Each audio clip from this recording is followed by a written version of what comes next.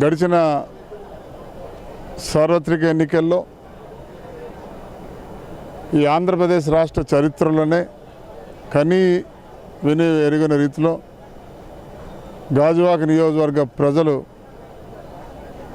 శాసనసభ్యులు పల్లా శ్రీనివాస్ గారికి 95,000 పైచీలకు ఓట్లను మెజార్టీనిచ్చే అంటే ఒక చరిత్ర సృష్టించారు.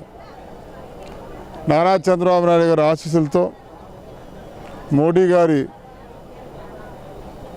ఆశీస్సులతో, పవన్ కళ్యాణ్ గారి ఆశీస్సులతో కూటమి అభ్యర్థిగా పోటీ చేసి ఒక చరిత్ర సృష్టించారు.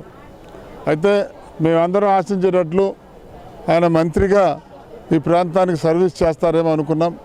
కానీ వారిపైన అపారమైన నమ్మకంతో శ్రీ నారా చంద్రబాబు నాయుడు గారు రాష్ట్ర తెలుగుదేశం పార్టీ అధ్యక్షులుగా నియమించి మరొక చరిత్రకు శ్రీకారం చుట్టారు.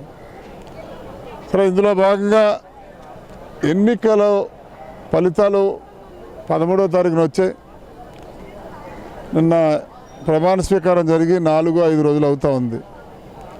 కానీ డే 1 నుంచి కూడా వేలాది మంది ప్రజలు వారిని సంఘీభావం తెలియజేయడానికి వారి ఆశీస్సులు అందించడం ఇచ్చేస్తూ ఉన్నారు.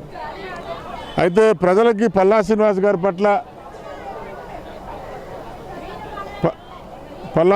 గారి పట్ల అపారమైన నమ్మకం ఉంది. ఎందుకంటే విశాఖ స్టీల్ ప్లాంట్ పరిరక్షించడమే, నిర్వాసితులకు న్యాయం చేయడమే, కార్మికుల తాలూకా హక్కులు కాపాడమే తన అంతిమ లక్ష్యం అని చెప్పి ఆయన పోరాడుతూ ఉన్నారు. నిన్న రాత్రి ఏదైతే ఎన్నికల ముందు వారు హామీ ఇచ్చారో అగనంపూడి టోల్గేట్ని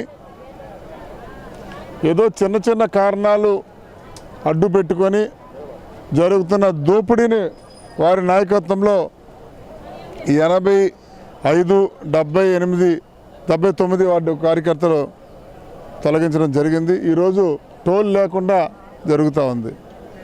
మరొకటి ఏంటంటే నారా చంద్రబాబు గారి నాయకత్వంలో, పవన్ కళ్యాణ్ గారి నాయకత్వంలో, కూటమి భారతీయ జనతా పార్టీ ప్రభుత్వం వారి నాయకత్వంలో 1వ తేదీ నుంచి ఎన్నికల్లో ఏదైతే హామీ ఇచ్చామో 4,000 రూపాయల పెన్షన్ 1వ తేదీ ఉదయం 6 గంటలకల్లా మీ ఇంటికి వస్తుంది.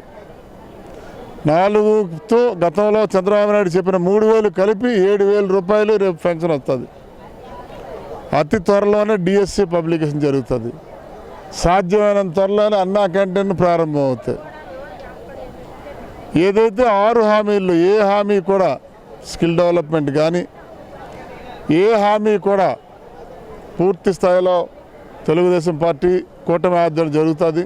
మేము ఒకటే చెప్తా ఉన్నాం, జగన్మోహన్ రెడ్డి గారికి రాబోయే రోజుల్లో ఆయన రాజ్యాంగాన్ని మార్చమంటా ఉన్నాడు.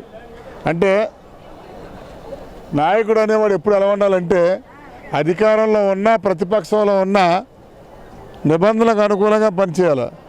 ఈ దేశంలోనూ ప్రజల విశ్వాసం కోల్పోయినాడు ఎవడో కూడా, అంటే ఆ ఉన్న సీట్లలో 10% వస్తే అప్పుడు ప్రతిపక్ష హోదా వస్తుంది.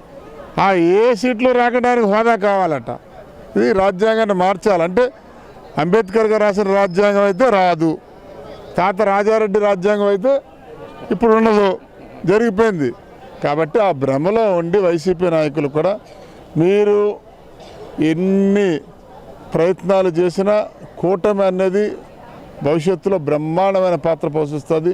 ఏదైతే హామీ ఇచ్చారో హామీలు తూచా తప్పకుండా నెరవేరుస్తారు.